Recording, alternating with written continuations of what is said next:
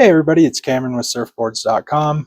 We are about halfway through January in the new year, and I'm just sitting here looking back at our YouTube channel and our social medias for the year, and just coming up with sort of a plan for the coming year, and looking at sort of our lessons learned for 2023 and previously, and just sort of what we want to do in the future. So, social media interests you or YouTube plans interest you, stay tuned. One of the big things that we want to work on, and something we've noticed works decently well, is working on our social media titles.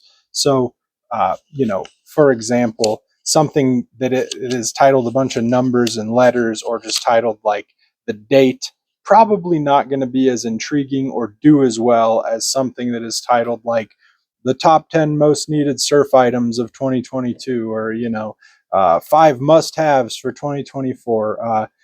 Without getting into the realm of clickbait, we firmly believe that a good title is going to lead to more clicks on the video, which is going to lead to more people seeing it, obviously. So, sort of a main focus for the YouTube channel, coming up with better titles. And I think piggybacking off of that a little bit, probably putting some more work into the thumbnails as well. We are not social media experts by any means. I'm sure you recognize that. But we would like to get better at it. And one thing we noticed that all of the popular YouTube video has is good titles, good thumbnails. If e-commerce content or surf content interests you, then our channel will be appealing anyways. But if a title doesn't catch your eye in the first place, or a thumbnail doesn't catch your eye in the first place, we're kind of out of luck from getting a view anyways. So that's kind of number one, and 1A for 2024 is really working on our titles and our thumbnails and just having more appealing videos for people to click on. The next goal that I have is sort of filming our day versus trying to come up with a video to film. Now, that doesn't mean literally watching us all day, every day. That would get pretty boring. Our job is repetitive, as most jobs are. But some of our best performing shorts, for example, were, when we were building new racks in our warehouse. That got a whole lot of views.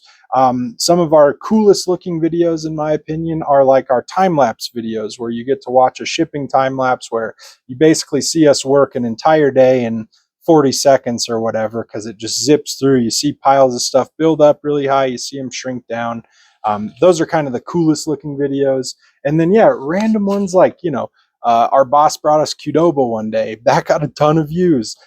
He put up some, I forget, it's like grid racking on one of our walls, ton of views. So rather than putting a ton of effort into just producing a video, why don't I just grab the camera and film stuff we do sometimes? And I think a good example of that is when we got our surfboards, our whole surfboard journey,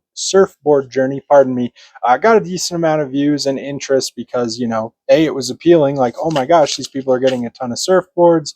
And B, you just kind of get to see what we're doing, see what we're working on without me, grabbing a piece of paper and reading off of it to you. You just kind of see what we're doing. So number two, film our day, film more of the activity going on around here versus like trying to come up with an awesome video. Now, obviously, me sitting here making an obviously thought out video goes against that. And I certainly don't mean I'm going to stop doing that. I just mean film more stuff, get more content, because there's plenty of it going around. We're always moving around here and always getting something done. So film that.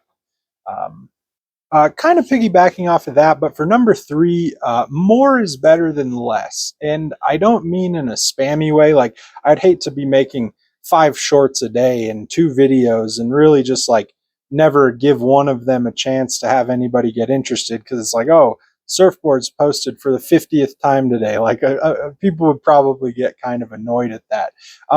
But don't limit myself to a specific kind of content, or limit us to a specific kind of content, because it's very hard to tell what will be popular. I mentioned in the last section about a few videos that got a bunch of views that we weren't expecting. Other ones, previously we had done some like shoelacing videos, which we had seen get popular on YouTube.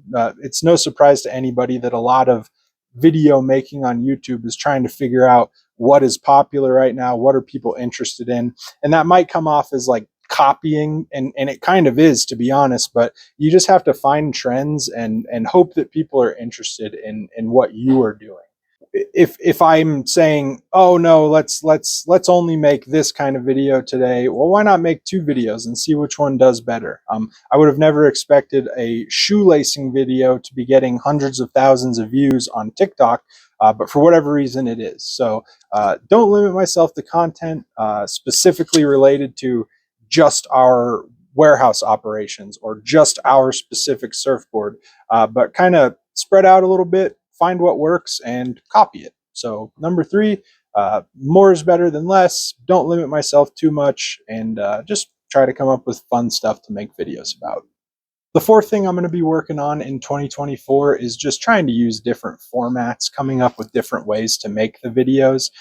There's a few of me sitting in front of the camera talking to it. I did one on surf gangs, I remember specifically a few weeks ago. I just kind of outlined our goals for 2024 or what we learned in 2023. So it is nice to sit down with sort of a list of things to talk about sometimes.